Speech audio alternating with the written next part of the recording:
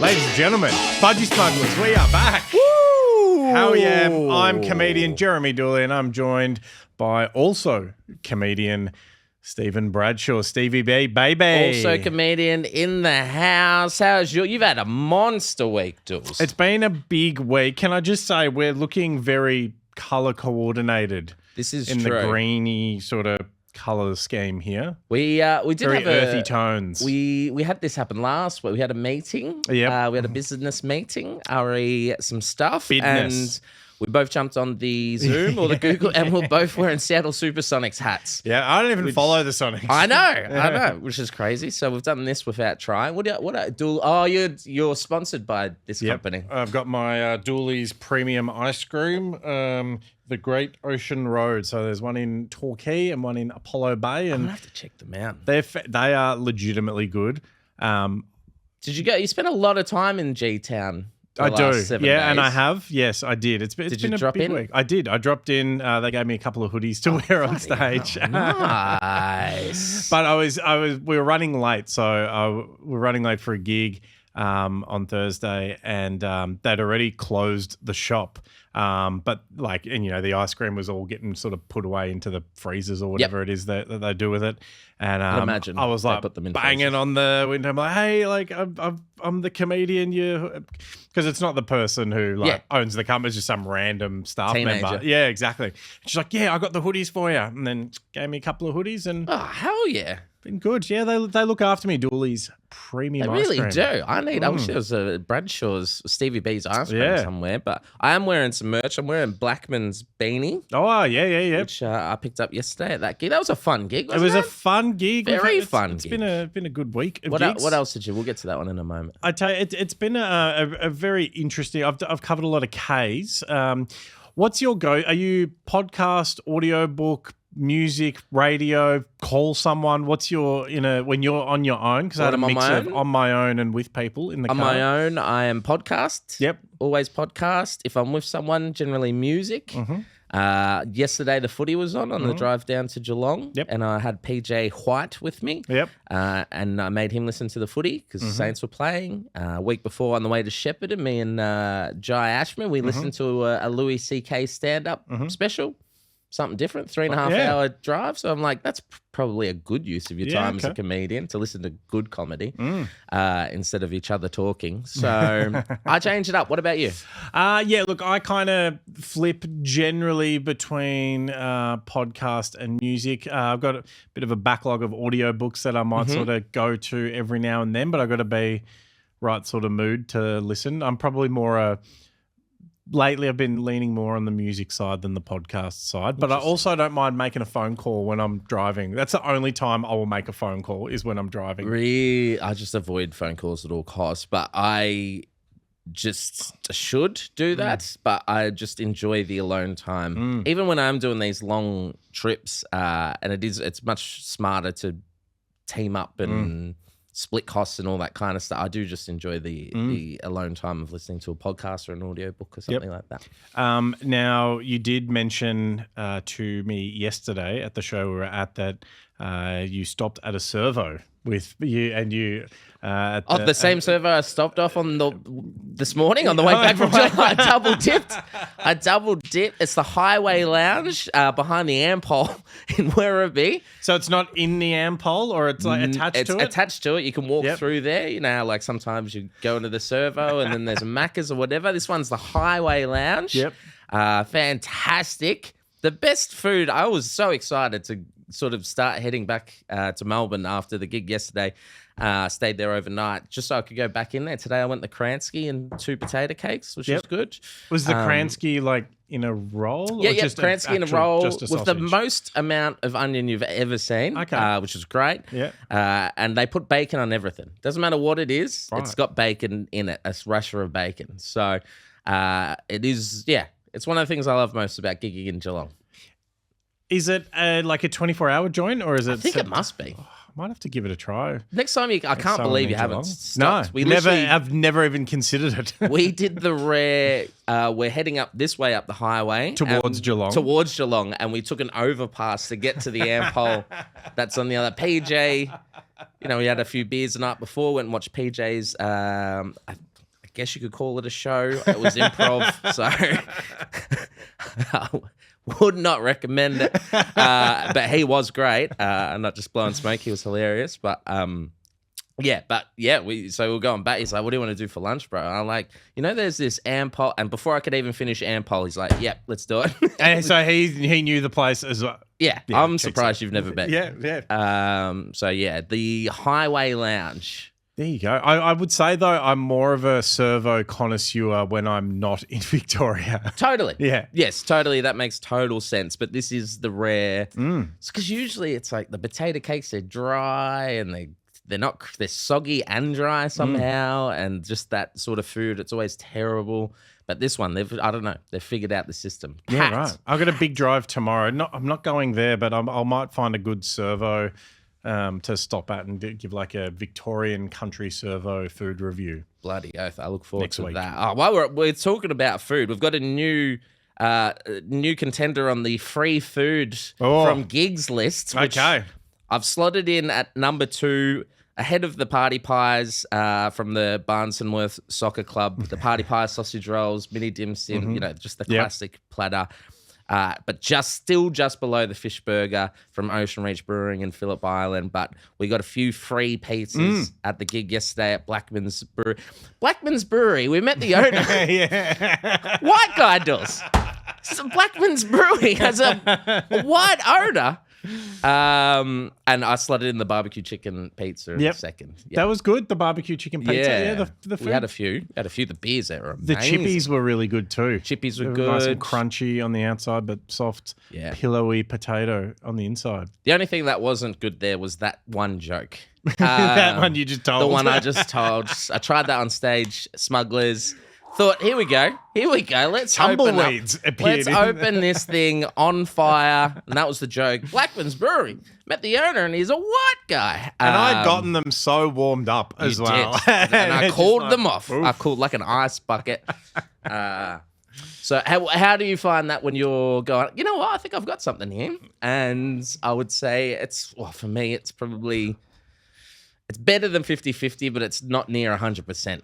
I'd say I'm probably batting at 80 lately with it. And lately, I'm pretty gig fit at the moment. So it's when you're in a different market that you're not used to playing or a different room and you're not sure of the clientele. That's when it's like, ooh. But I can't think of one where it's gone that badly off the top of my head. And I find when I'm going to say something right off the top that's kind of not material, it's more linked to whatever the person before me or the MC has said. Totally. Which is an easier laugh because the audience is like, oh, he's listening. He's one of us. Mm-hmm. But yeah, your one yesterday was very funny. I was laughing at the back of the room. Yeah, I could hear you because you're the only one doing it. How's your week been? Let's do the gig run through. Where have you been? Well, we were together last Monday after doing the pod over at the last ever Kent Street Comedy, which is a little bit of fun. And then on Thursday, I did the Black Sheep in Hawthorn. Yep. How'd you go? How was that? I was MC. Oh, cool. Started off hot, then went cold quickly. There was one of the 5 people in the audience, one of those types of gigs. Yep. I was the MC. I had a bit of a mistake this happens. I can't imagine this happens as much as it does in Melbourne as an MC of a comedy show than anywhere else in the world. I have no idea what you're going to say. I'm guaranteed you've done it before, but I misgendered an act. Yeah. Misgendered. I did the old... I haven't had the chat. New comedian, never met before. I haven't had the pleasure of working with our next comedian. She's fantastic. And then I brought them on, and opening joke was they, them. And I ballsed it up, and I don't think I'm allowed to MC gigs north of the Yarra River anymore. Sometimes a they, them is hard. It's when it's like the exact contrast opposite. So in a previous life when I was a youth worker, the boss, who former AFL player, former AFL legend, Jim Steins. Oh, yes. And we were in Geelong, actually. And this was like in a time where, gender wasn't as much of a thing that people think about these days. Yeah. So it wasn't as much in the zeitgeist. And so this kid had been on stage, would have been 14 in front of 500 people. Wow. Also all year 9s and 10s from the region, talking about how they got bullied and how, school was a really shit place for them and blah, blah, blah. And Jim's puts his hand on their shoulder and is like, yeah, so when you see this guy go through stuff, and then in the micro, I'm a girl. And I had to hide. I was behind, I was on stage, but there was a little bit of a barricade in front of me. I had to duck down because I was about to shit a chicken. And watching Jim Steins try and dig his way out of that. He's like, yeah, guy. I sort of saying you're a generic term. I'm a guy. You're a guy. We're all guys. Hey, guys. You. Hey, guy. Pointing to the most feminine looking girl in the room. Hey, guys. We're all guys. Anyway, so back to what I was saying. As he was just turning brighter and brighter red as well. Oh, my God. It was just, chef's kiss. Oh, that sounds awesome. Have you done it? Yeah, once. And as soon as I did it, I knew that I'd done it straight away and got on the front foot. Yes. As soon as their set was done. Yeah. But it wasn't that bad enough that I don't even think they realized that I'd done it, but I knew that I'd done it because I realized in the moment, and then I spoke for a bit more to cover it up, and then Very good. Well, yeah, I didn't know until they were on stage, and then I had to apologize afterwards. But it was fine. We all had a good laugh. Yeah. That one. And then, yesterday, you, me, Lizzie Who, Blackman's Brewery, pumping crowds. It's great time. Yeah. Yeah, you've had a few big boy gigs lately. Had a few big boy gigs. It's been very fun. We like that. Very fun. Hell yeah. So, makes those gigs at Black Sheep. Worth it. Yeah, exactly. So, but what about you? You had a barnstorming week. Yeah, it was a good week. Kent Street, the last ever Kent Street comedy. The last ever comedians. Actually, no, Max. Max technically was the last person on stage, but it's rule number 1 of emceeing: don't do material after the final act. But it was the last one. Yeah. I would have done the same thing. Yeah, exactly. And to be fair, Max was probably more just talking at people than doing. Yeah, we use the term comedy loosely. I love Max. I think Max Zadnik is very underrated as a comedian. I think he's so... Yeah. Even when he's not doing well, i.e. Monday night emceeing at Kent Street, I still think he's funny. Yeah. And he handles it. Underrated. He's one person in the game that I speak to a lot, and we'll kind of bounce off each other's new material and help each other. He's given me quite a few tags and helped me fix a few jokes on the fly at gigs. So, and I'd like to think I've done the same for him. Absolutely. So. Yeah, I had fun. At Kent Street. It was one of those ones where as I was about to walk on stage, he's just like, just go for as long as you want because I'm not sure if any other acts are turning up. I was like, great. So I just kind of riffed and shot from the hip and, made fun of the venue and got people chanting. Not exactly chanting Kent Street, but similar. It was close enough. We met someone's mum, Anna, and we had a look at her on the phone. Right, the girl with the hot mum. I forgot about the hot, rich mum. Yep, wasn't that hot? No, but rich. Yeah, So it was a fun gig. It was a fun way to start the week, and go and just work on some new material and find some stuff. There's some stuff there. And then Tuesday I had the day off, which was lovely. Wednesday I was in Frankston at the Cheeky Squire. Now, that was a gig. It was on the poster. It was from left to right. It was Ray O'Leary, me in the middle, Richard Stubbs on the right. Ray O'Leary was double booked. There was a bit of an error in the booking there. Ray's in Scotland doing the Edinburgh Fringe Festival. So the secret replacement was comedy legend Jim Owen. Icon. Which was great, and he's lovely. I'd never actually met him before and crossed paths with him, so it was cool to chat with him for quite some time in the green room. He was great. Weird gig. There was a guy who was blue in the gig in the audience. From the Blue Man Group? He was... Or was he just sad? Blue? No, his skin was blue. So that was a thing. Is he a Smurf? Yeah, maybe. Yeah, he wasn't cosplaying. He just was blue. Was he from the film Avatar? I don't know. He was struggling. That's for sure. And every time someone like whether it was Stubbsy or like his wife, who Kim's also his manager, Jim Owen, Evan Hocking was emceeing and sort of running the night. And every time someone walked in the back, they're like, "There's a guy out there who's blue." And I'm like, "Oh, does he have a ponytail by any chance?" He did. So it was cool to, Jim Owen and Richard Stubbs, two absolute legends in the comedy world. So it was great to gig with them and to catch up with them, and it was fun out in Frankston. Thursday night I was in Torquay, Bells Beach Brewery with Alex Keane and Peter Hellier, and that was a hot show. Yeah. That was a real hot show. That room was heaving. It was cool. Even though most people were there for Hellier, not everyone, but some people were there for me, which was cool. I was like, oh, hello. You had a few repeat customers, didn't you? Yeah, I did. Yeah, over the last few days, which was cool. And that was a hot show. Bells Beach Brewery in Torquay doing some. If they make that a regular night, and Hellier's lovely. He's great to work with. Yep. And Alex Keane, good friend and good comedian. Very good. So that was good. And then Friday, I was back down the surf coast. I was in Aries Inlet for a fundraiser, raising money to build a school for wounded children in Gaza. And that was a riot. Pun not intended, slightly intended. It was a lot of fun. The Aries Inlet Hotel had to revive it because they've had some comedy that didn't go so well previously. So I didn't necessarily do comedy. I was more there just kind of like to be a personality and do the raffle and sort of, kind of vibe check sort of dude. So that was a lot of fun. And big shout out to Kendra Harding for organising the whole event. Huge community event. They raised over $6,000. That's awesome.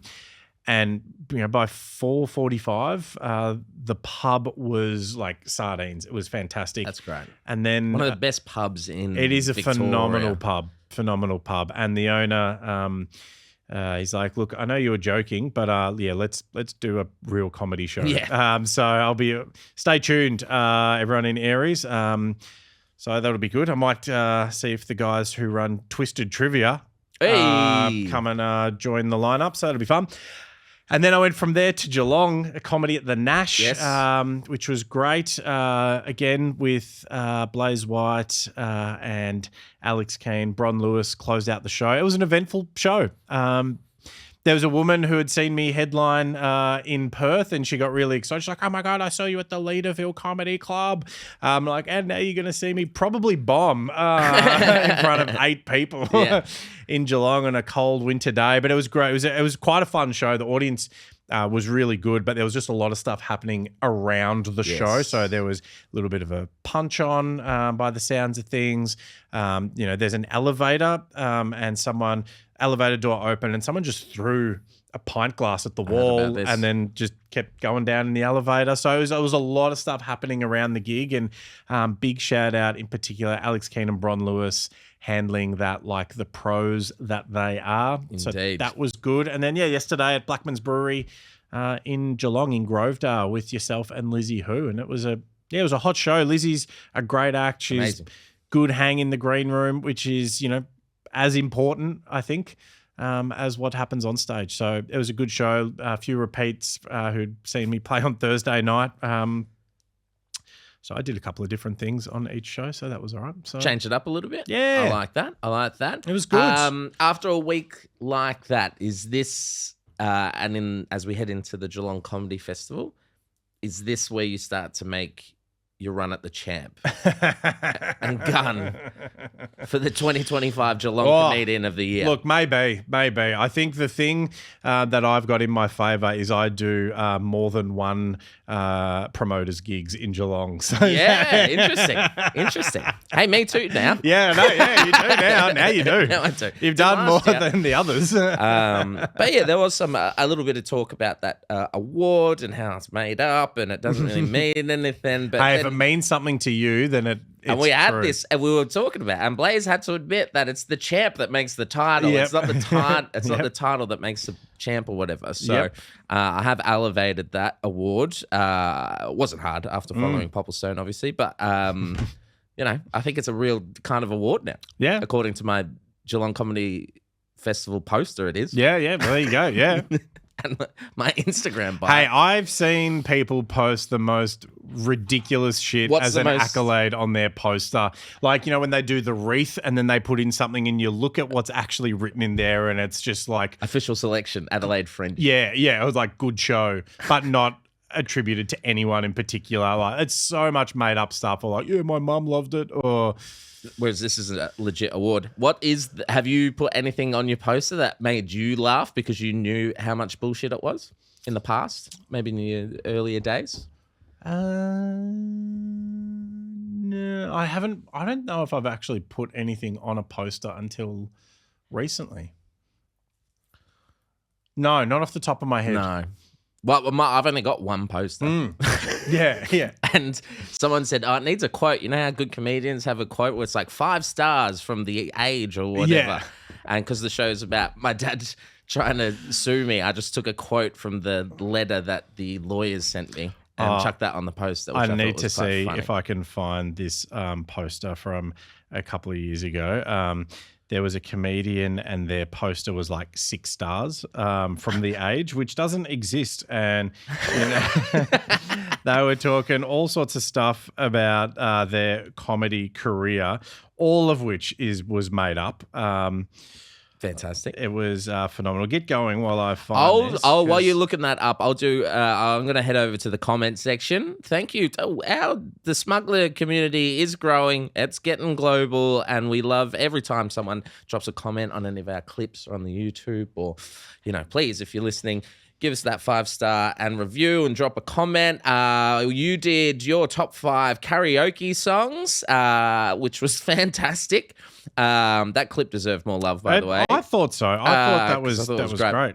But 66 Crispy said, great number 1 pick, of course, for, I believe, in a thing called Love by the Darkness.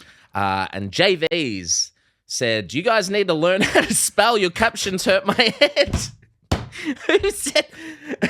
And they're automated. What do you want me to do? Go read that was them? sent to my thing, and That's I was hilarious. like, "Who is this? Where's this gig?" I'm gonna keep looking for. No, this you gig. keep going. I'm going to talk, but it is true, and I do mess up a majority of our captions and all that kind of thing. But hey, I'm a comedian. This is a sports podcast. It's not fucking... Go watch Guy Montgomery's Spelling Bee if you're into that kind of stuff. We did a post about the British Lions, which apparently is a rugby team of some description.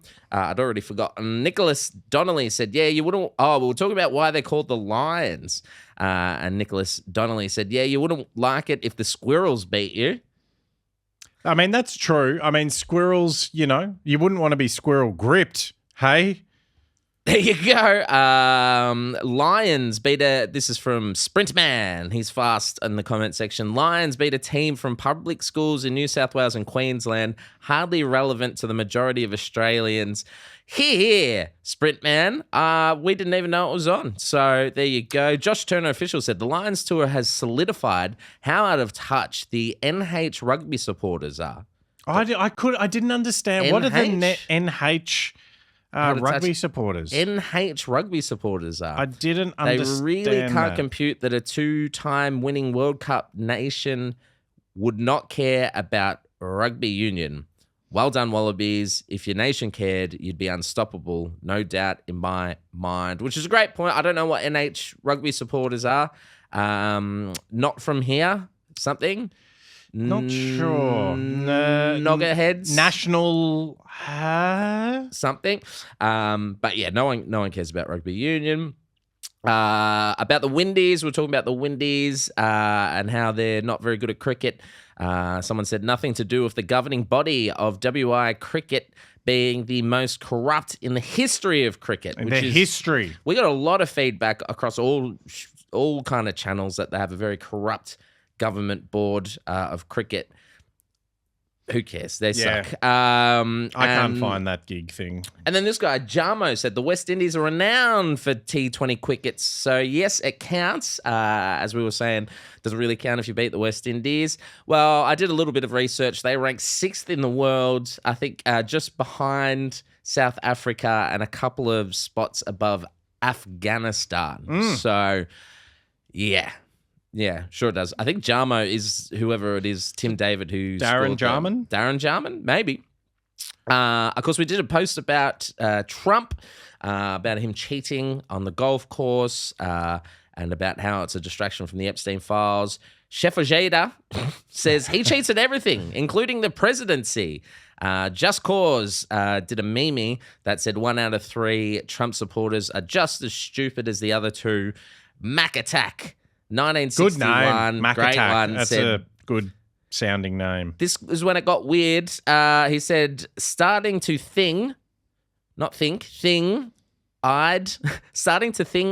the distraction from something even more nefarious than the Epstein files, apparently. The missteps are so egregious. It has to be on purpose. Egregious is a good word. Mac Attack. I think he wears a tinfoil hat to get away from those attacks. Have you found your... No, I haven't yet, but I'll read out this one because Okay. I think you were saving this one for me to read about the Adelaide Oval sort of commentary that was there.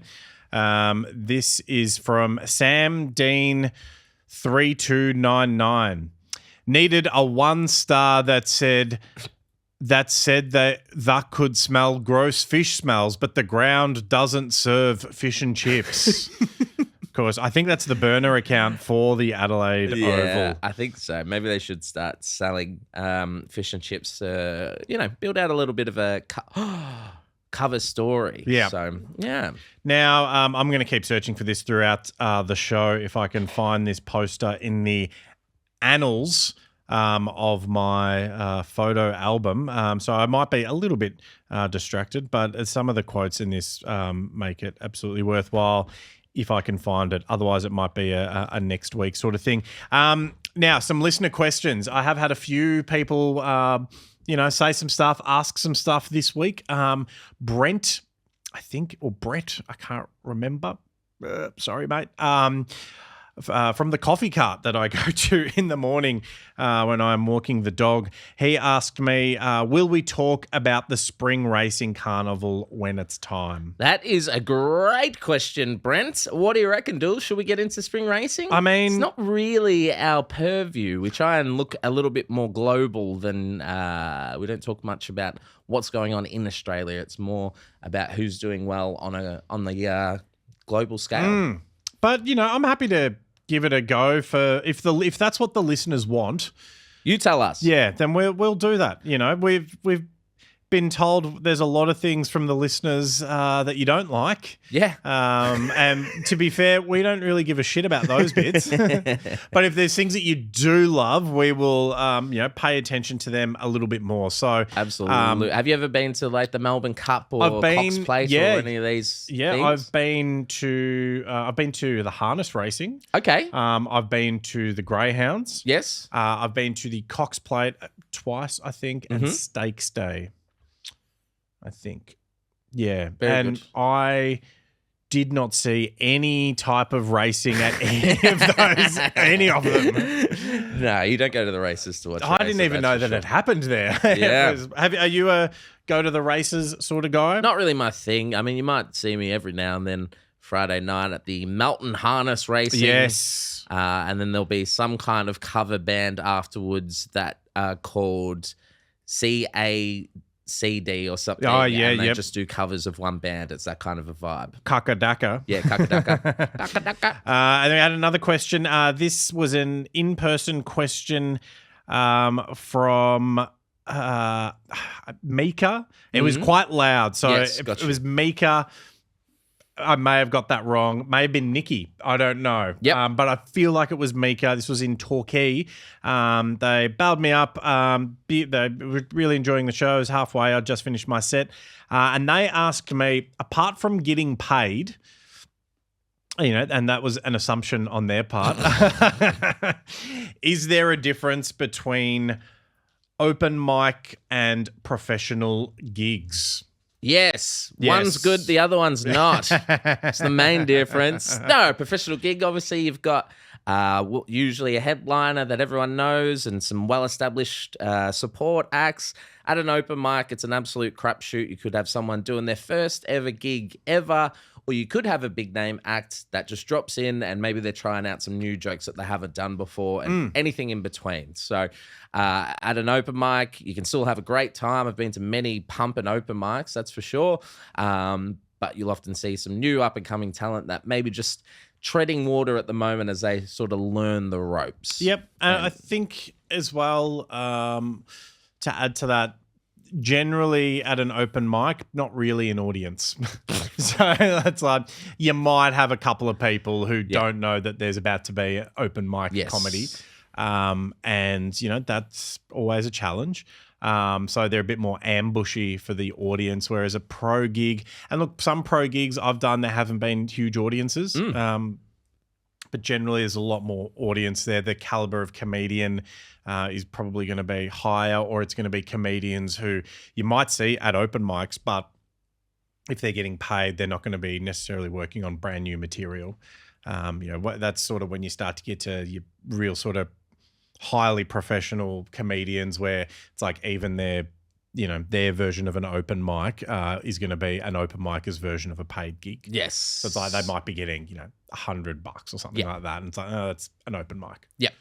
That's and they're just more professionally ran. Yes. Which writing is and speakers at work. Very, very important. I'm still trying to find this poster. That's right. While you're looking at that, I'm going to get into the sport. Our girl, one of our girls, Dools. Don't know if you saw this, Steph Kyryacou. Oh, hello, Kyryacou. Kyryacou. She finished Kow with the wow 8th in the British Women's Open, which is a great result. Top 10 in an Open. But on the Friday, she scored a hole-in-one, Dools, which is amazing. That is amazing. You better find this poster because you're not contributing anything to this podcast. She did that. So she did that on Friday. And then to top it, on Sunday, she landed a ball right next to the hole, about this close, a couple of inches. And the girl that followed her, she has her shot, bumps into Steph's ball. She got a hole-in-one. So she's got a hole-in-one and a hole-in-one assist, which is a made-up thing. But it's one of the wildest things I've ever seen. Question. Yeah. Say that whole thing happens again, but this time the other person hits Steph's ball and it goes in. Steph gets a hole-in-one. Okay, there you go. Yep. Play it as it lies. So amazing. So that's a great weekend for Steph Kyryacou, 8th in the British Women's Open, a hole-in-one and a hole-in-one assist. One of the craziest things I've ever seen. Yeah, that's huge. All right, what's going to be cool is in the NBL. Yes, this the National Basketball League. Which we love and are big fans of. Championship winner?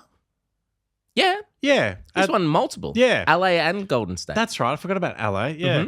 Javale McGee signing a 1-year deal with the Illiwara Hawks. There you go. That's a pretty big signing. That's a huge. He's going to be just athletically on a different level and just, he's conceptually on a different level. Yeah, he's getting a bit older now. I think he played with the Kings as late as last year. 37 years old. So he's still got some gas in the tank, I reckon. Yep. There you go. That's good. That's pretty good news. I tell you what was bad news, Stills. Stayed up late last night to watch this. Oscar Piastri got screwed again. Even I knew that he got screwed. Oh my God. I don't know what's happening. Anytime Oscar doesn't win, it's due to things outside of his control. A stupid penalty, a bad team decision, but constantly, I know you don't know much about the F1, but I heard there was controversy around it, you know? Very controversial. It wasn't even that controversial. They gave Lando a one-stop strategy, which means he just changed his tyres once.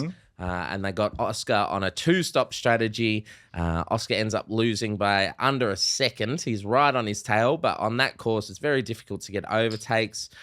So again, Oscar loses out, not because he's not the fastest driver, but because of a poor team decision or favoritism Now, to Lando Norris. I did read in the papers and stuff like that, because I saw that there was a bit of controversy, and they reckon that it was tactically like favoritism towards Lando Norris.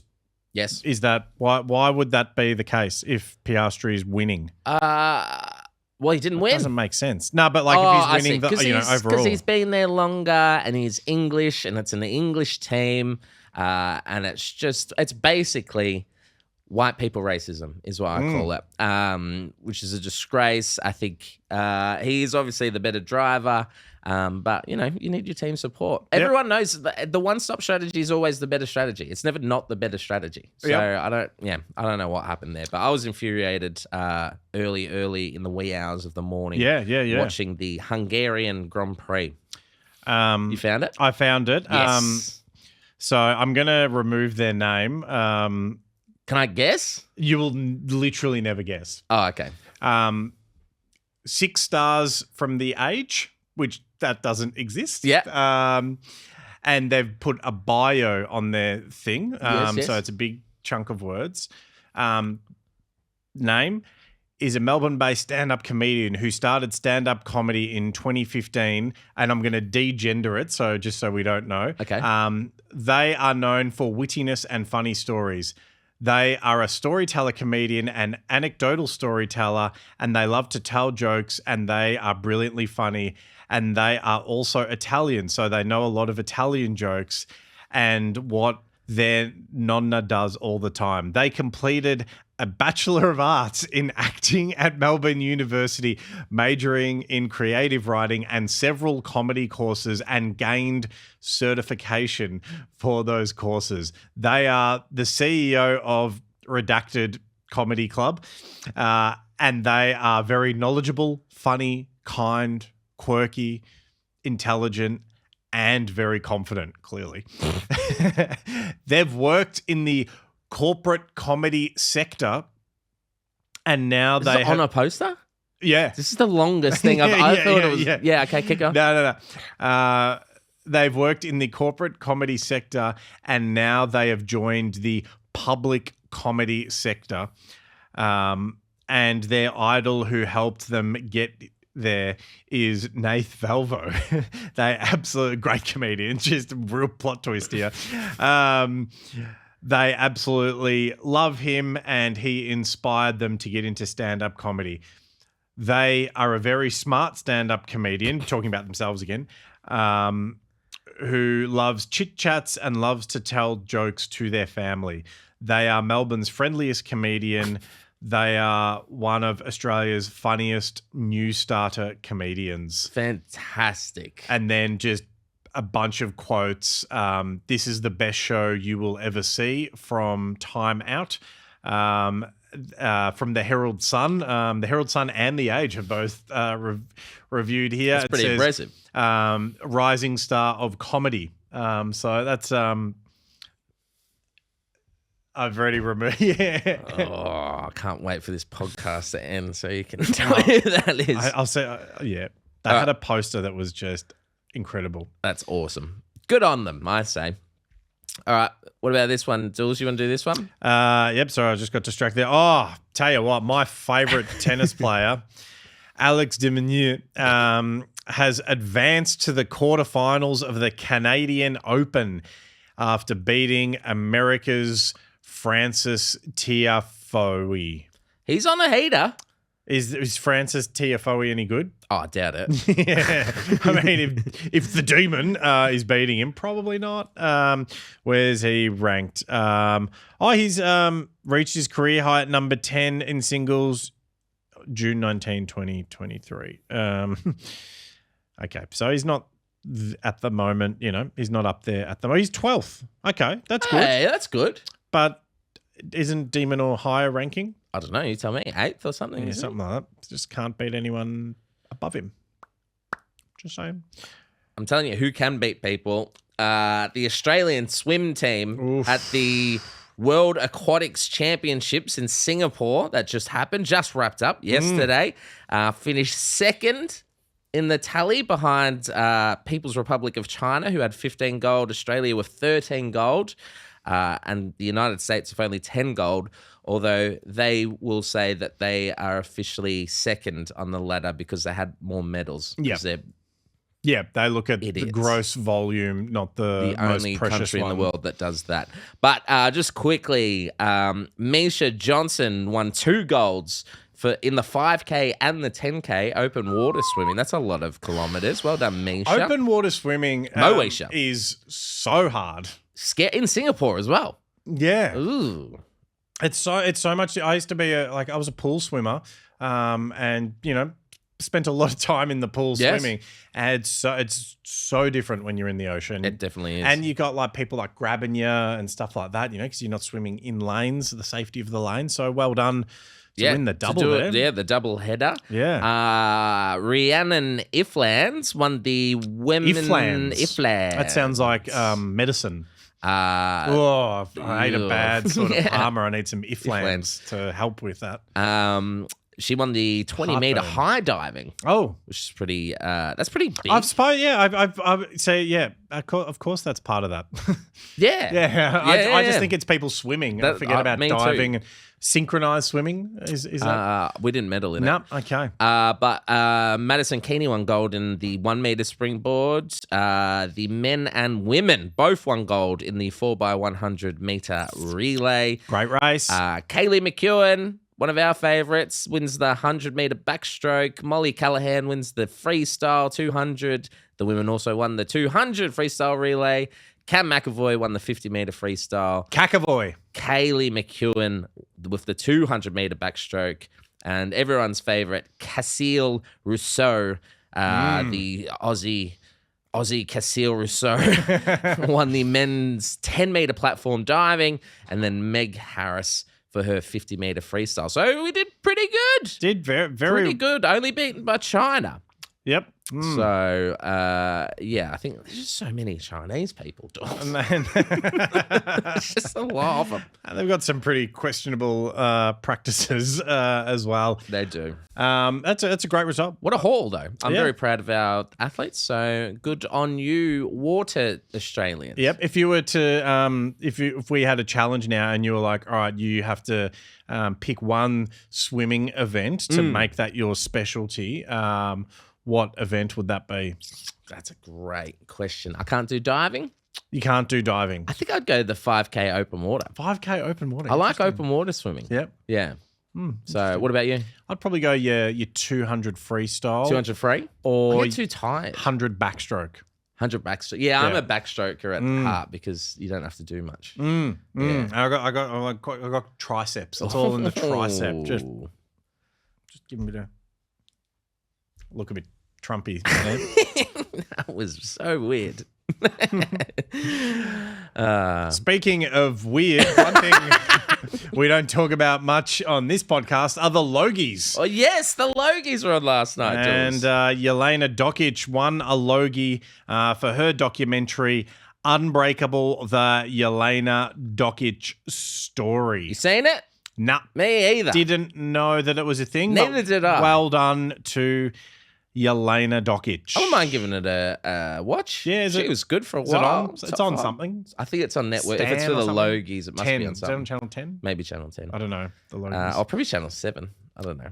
But remember, her dad was an asshole. Oh, yeah. Yeah, so I don't know if we'll dive I don't know that. much about him other than he had some sort of outrage over fish.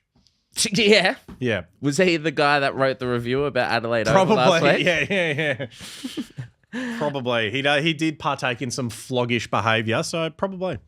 Does that top, I don't know how deep this list goes, of tennis stars to never win a major but win a Logie? Oh, it'd be I reckon it would be, do you count doubles or just singles? No, the Woodbridges are out. So yeah, they've the won. Woodies. They've won, yeah. The Woodies, yeah, okay. So, yeah, maybe just Jelena. Did Mark Philippoussis win? Didn't he do a Bachelor or something? Maybe. I feel like he probably did something like that. What about Pat Rafter? He was on a lot of Bonds commercials. He won those majors. Oh, he did, He won the majors. Wally Massour? Wally Massour? Yeah. No. Did what's his name? Rod Laver ever win a Logie? The Arena. Yeah. I wonder if that was his nickname growing up. The Arena. Yeah, like how everyone calls Jerry West the logo. Yeah, exactly. Look out, the Arena's here. Surely he gets free seats. Like, surely. Is he dead? I have no idea. I'd imagine he's dead. Can you look that up? I tell you what isn't dead. The mighty Melbourne Vixens. Okay, he's probably not getting free tickets anymore. When did he die? 2012. Oh, no. He's alive. What? Wait, is he alive? He's still alive. Okay. So he should get free surely he gets free tickets. He would have to get to everything at the Arena. That'd be out the sick, front of like Blink-182. Yeah, I know. That was the last concert I saw at Rod Laver. Oh, yeah. At the Arena. The Offspring. Oh, you did too. Oh. Speaking about arenas, Melbourne Vixens, they sold 15,000 tickets, have been crowned the Super Netball champions after beating the heavily favoured West Coast Fever in a thrilling 59-58 grand final. Did you see any of this? No, I did not. But Super Netball, it's always packed when you see the highlights. Like, it's always packed. Yeah. And they're getting right into it, the crowd. Did you ever play mixed netball? I'd imagine you would have. I took the piss. Yeah. Yeah, hard. Yeah. Because I played like rep basketball and football. Yeah. And all the dudes on the team all played like either both or one or the other. Yeah. And so like we were pretty handy. And then we just formed to get out of school, like when we were in high school, we formed the boys netball team as just like a shits and giggles thing and made it all the way to the state championships. Despite none of us really knowing what the rules were. Yeah. No, we had a similar thing. We started a team because we heard we could take half a day off. Yeah, well, that's why we did. We're like, we're going to get out of school for this. We nearly caused a riot in Bacchus Marsh when we went up we there. Nearly did in Werribee. I just caught fire in the first quarter and couldn't miss. Yeah. But yeah, any excuse to get out of school. But yeah, somehow we turn the Melbourne Vixens into our exploits, which are probably far more impressive, to be honest. But no, it was great. The Vixens, very storied franchise. I think it's their third in their last, 13 years or so. West Coast Fever doesn't sound pleasant. Sounds like it's like a sweat-inducing sort of illness. Bird flu. Is that what Ben Cousins had when he was running in that river? Yeah, He's like, I'm hot. I've got West Coast Fever. West Coast Fever. All right, Jules. I'm excited for this. I am obviously SummerSlam just finished today. Obviously. Huge. Today. You were talking about it yesterday. No, it's today.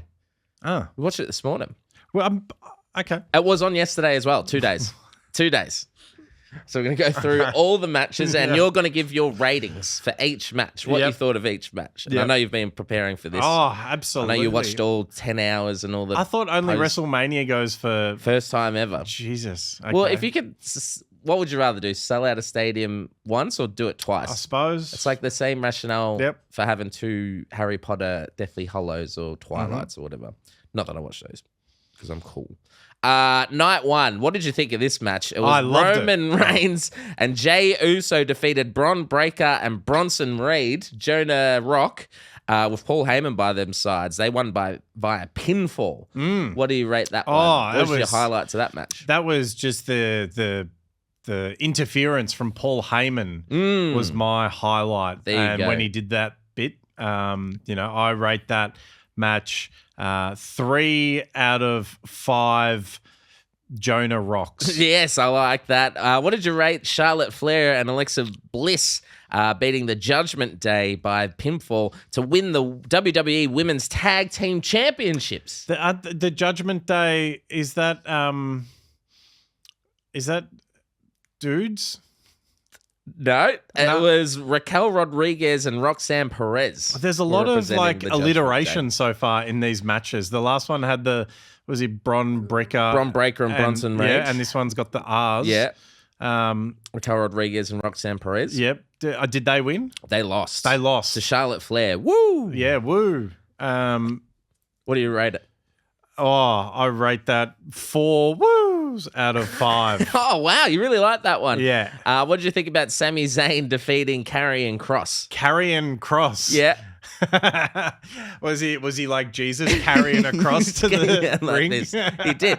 He's great. He's Karrion Kross. Karrion Kross. Yep. That is a terrible name. That was one of my favorite things that I've ever seen. Wow. So we're going to give that at least 3 out of 5 Hail Marys.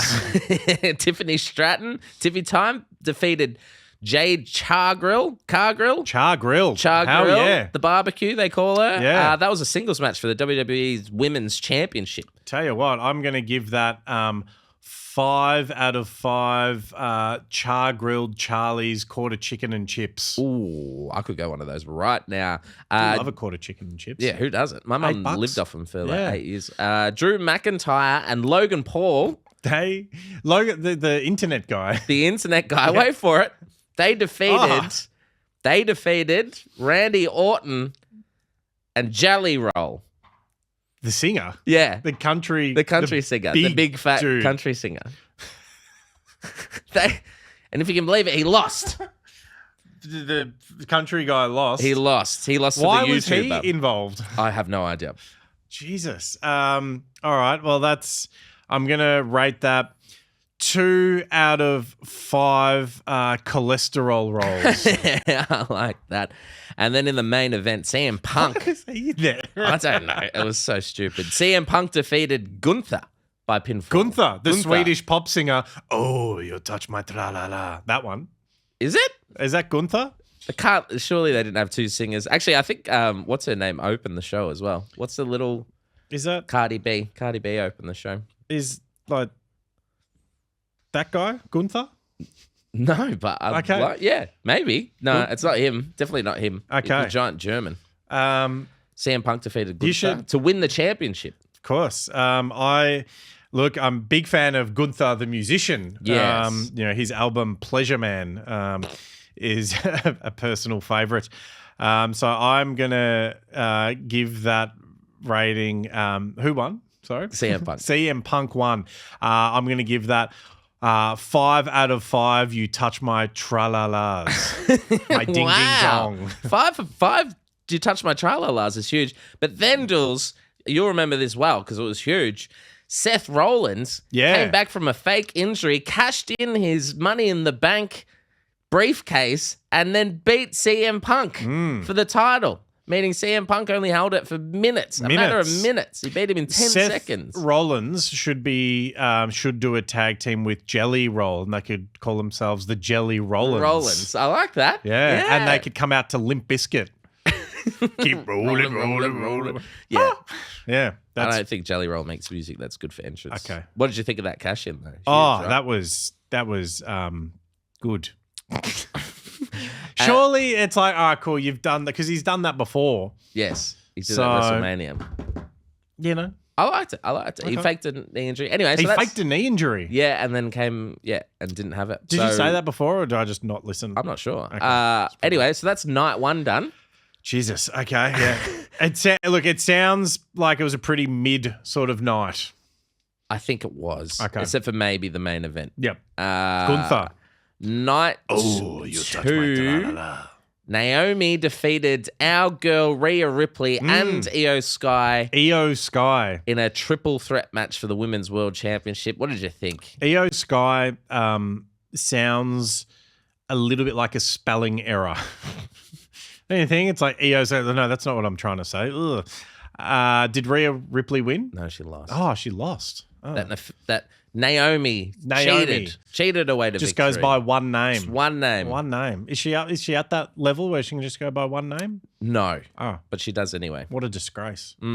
I give that 3 out of 5 South Australian pie floaters. Okay. Wow. That's a good rating for a triple threat match. They got 1 pie floater each. In a 6-pack table ladders and chairs match for the WWE Tag Team Championships, it was the Wyatt 6. Dexter Loomis and Joe Gacy defeated Andrade and Rey Fenix. Ray Phoenix. There's Ray a guy Phoenix. called Ray He's Phoenix. a lucha libre. Ray Phoenix sounds like a tradie who'd come to like fix your toilet. It's like, whoa, had a few jelly rolls. I need to get Ray Phoenix around. Also in the match was DIY, who's of course the tag team. They work with Ray Phoenix. They'll build the deck. Johnny Gargano and Thomas Ciampa. Fraxium. I know you're a big Fraxium fan. Fraxium. You know Fraxium. Sounds like a really painful injury, like a ligament. I've got it now. Oh, I've hurt my Fraxium. So the names of the tag teams is Axiom and Nathan Frazier. And then they put them together, Fraxium. Right. Nathan Frazier. Yeah. Like the TV show with Kelsey Grammer. Oh, yeah. Motor City Machine Guns. We're still going. We're still going. Alex Jesus. Shelley and Chris Sabin. And the final team was the Street Profits, Angelo Dawkins and Montez Ford. So How many people were in this match? 12. And there were run-ins. And it was not a Royal Rumble? No, it was a six-team tag team table TLC match. It's wild. In a no disqualification, no count out, last chance match for the WWE Women's Intercontinental Championship, Becky Lynch defeated Lia Valkyria by pinfall. Lia Valkyria. That is a Valkyria? Valkyrie? Valkyrie? Maybe it's Valkyrie. Valkyrie would make sense, but what's her name? Lycra Valkyria. Yeah, Lycra Valkyria. That sounds better. Like it sounds pleasing to say. And Becky Lynch won. Yeah. Becky Lynch sounds like a bit of a high school bitch, don't you think? Like, oh, it's Becky Maybe. Lynch. Yeah. Becky Lynch is rocked up. Anyone here. called Becky? Is Becky Lynch in the room? Ew. What is that short for? Rebecca? Rebecca. Rebecca. Yeah. Jared Rebecca. Yeah, from Toadie from Neighbours, the fish family. Get this, Dools. I give that 2 out of 5 toad fishes. 2 out of 5 toad. This is really going to boil your potato. Since Lynch won, Valkyria can no longer challenge for the title as long as Lynch is champion. What are we doing? Oh, it's crazy. Don't worry, only a few matches to go. Solo Secure defeated Jacob Fatu in a steel cage match for the WWE United States Championship. Haven't you already said this one? Wasn't this the first one? Different Samoan, sorry. Jesus. Okay.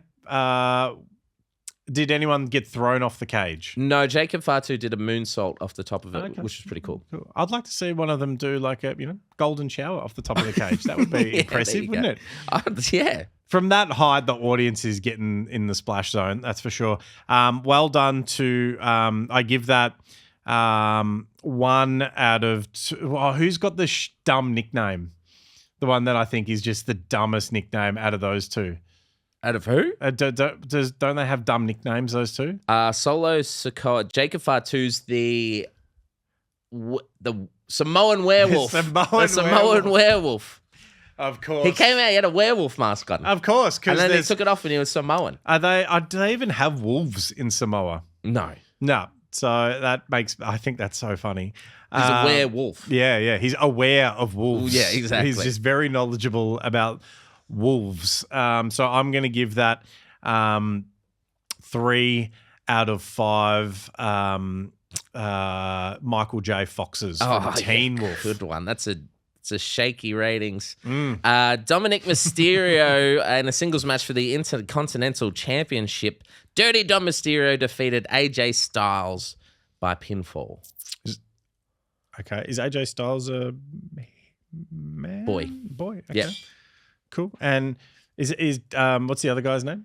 Dominic Mysterio. Is he related to Rey Mysterio Jr.? That would be his dad. Oh, really? Yes. There you go. And did he win? He won. Yeah, cool. I'm not listening. Yeah, well, that's good. I'm going to give that 5 out of 5 WCWs. Oh, very, very good. And then in the main event, Dools, we're there. This is the longest event ever. It was a street fight for the undisputed WWE Championship.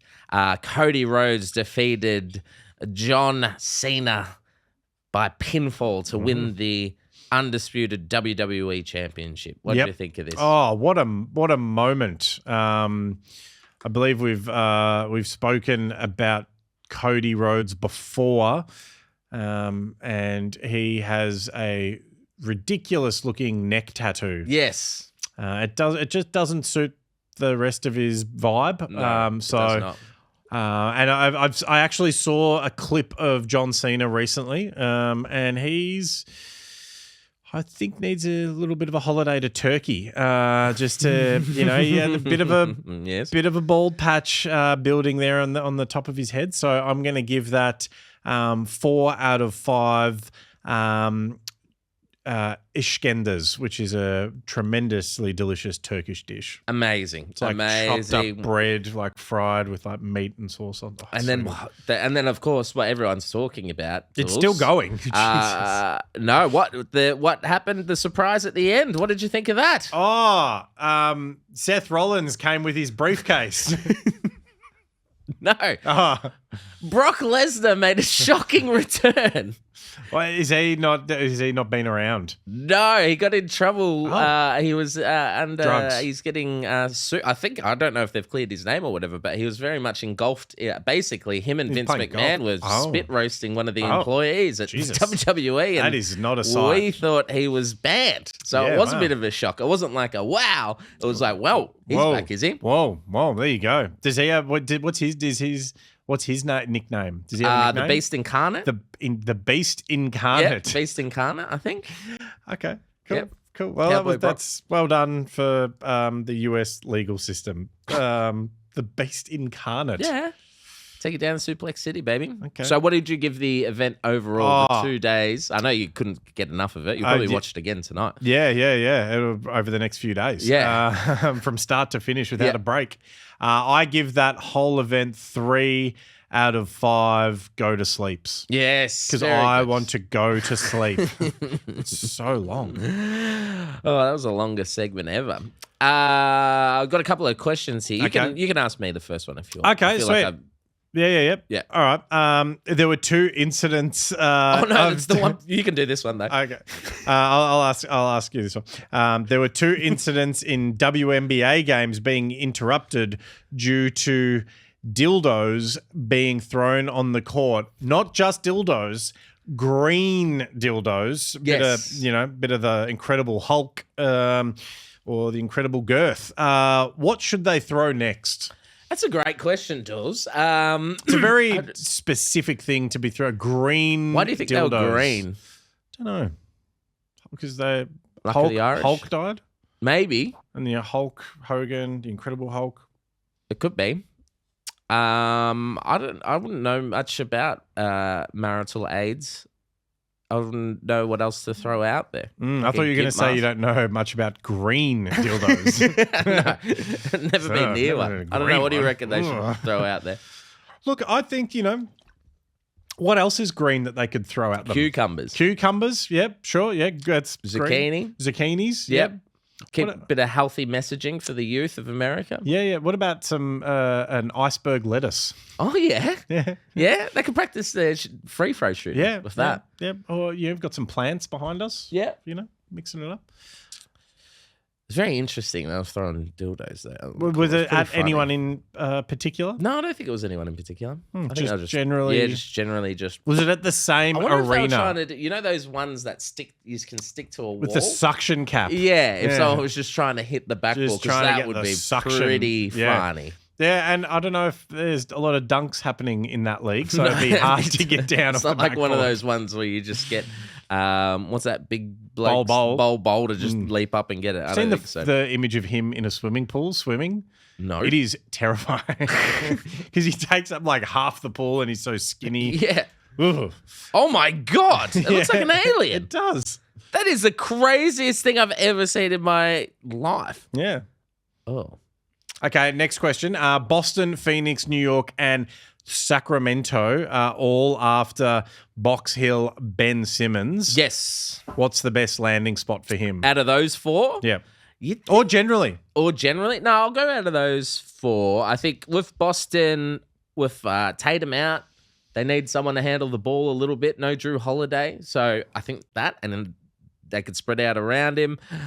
Phoenix, there's going to be plenty of playing time. New York, you got a shot at a championship, basically. Yeah. For 5 to 10 minutes a game. And then Sacramento is absolute shit show where he'd be perfect. I think Sacramento, that's where he's going to get minutes. That's where he could You could have a bit of a 4 or 5 out lineup around him. He could get some minutes. They don't have a point guard. Yeah. Yep. I like the idea of him in Sacramento. What do you think? I actually reckon that Indiana, good spot for him. No halibut. Yes. And he doesn't need to Halliburton. Did you say halibut? Yep, the fish. Not a great scorer. Simmons, not a great scorer, and probably not up to the Fishers standard. But all he can do is, push the pace, run the floor, pass the ball, be a defender. I think that's a good spot for him to rehabilitate his career. I like it a lot. All right, I've got a top 5. Yes, this week, I'm so excited for this Stevie B. Is this your first top 5? No, I've done one. Before. Yeah, you've done some before. Yeah.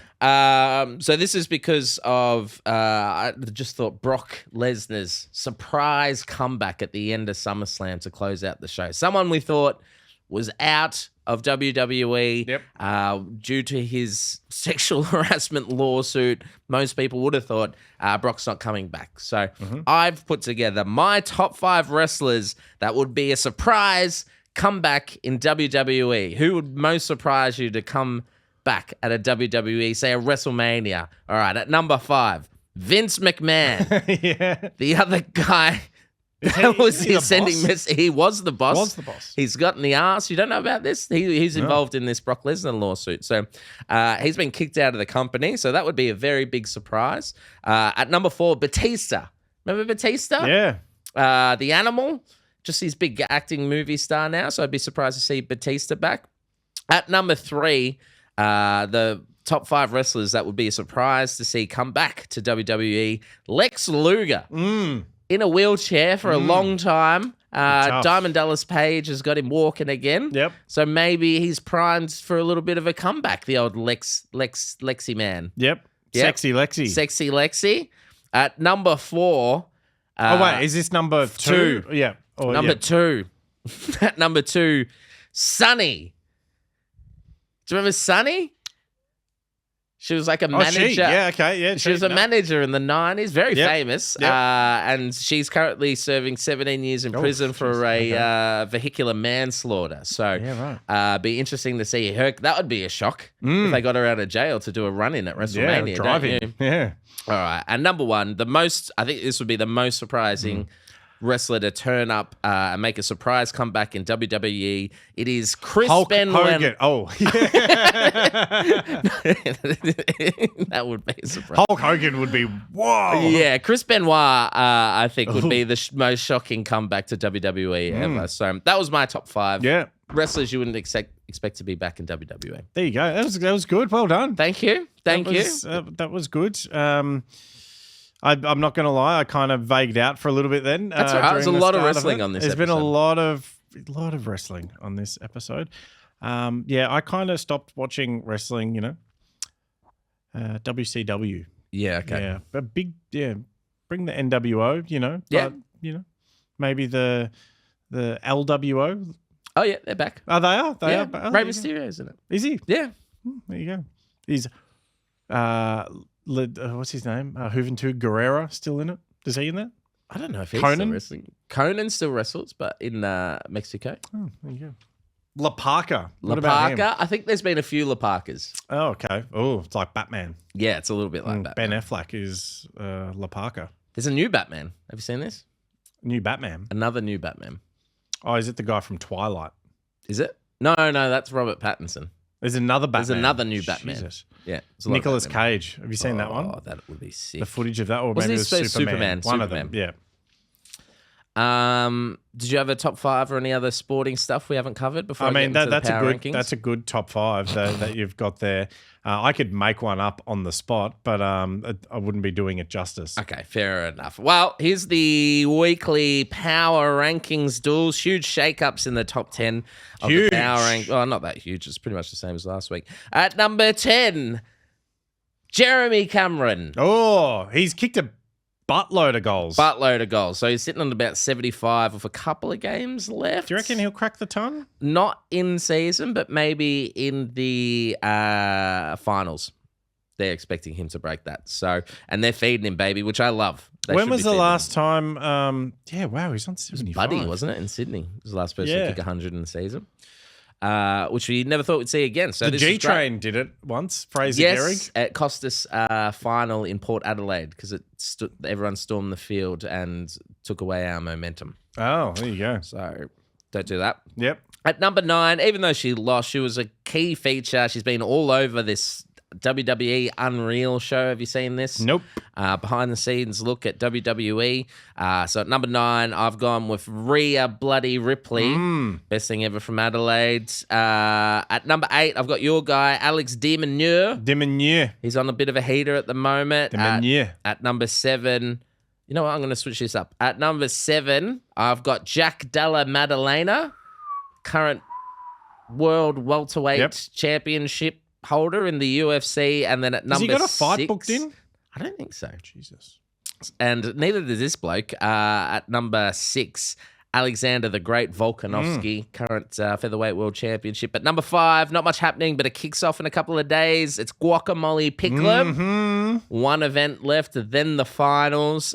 She is a shoo-in, so I'm expecting big things. At number 4, 2 gold medals for Kaylee McEwen.